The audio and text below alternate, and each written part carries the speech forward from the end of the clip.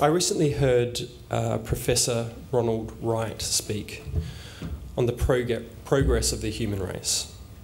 He talked about logical absurdity, which is the idea that if an infinite number of monkeys typed on an infinite number of typewriters for an infinite amount of time, they would eventually come up with the works of Shakespeare.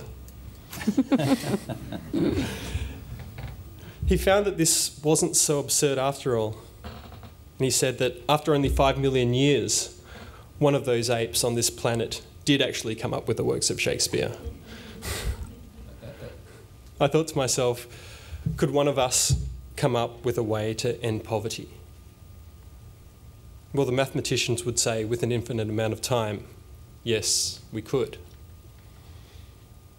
Just today I was reading on the Age website, Professor John Beddington, who was the chief scientific advisor for the British government, and he had predicted a global catastrophe by the year 2030. His conclusion was reached based on calculations considering the escalation of demand for food, water, and energy, and the rapidly diminishing supply of these essentials. He predicted civil unrest and international conflict. While we may not agree with his timeline, few would argue that energy, food, and water are not diminishing, and that there is a point in the not too distant future where these may reach critical limit. Reports indicate that this year we will see another 55 to 90 million people enter extreme poverty. The number of chronically hungry will surpass 1 billion. Unfortunately, we don't have an infinite amount of time, an infinite number of people, or typewriters.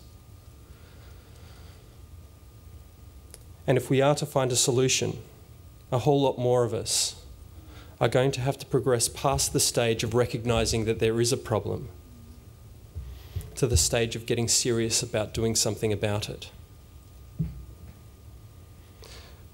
We've left a Create Lasting Change document on your chair.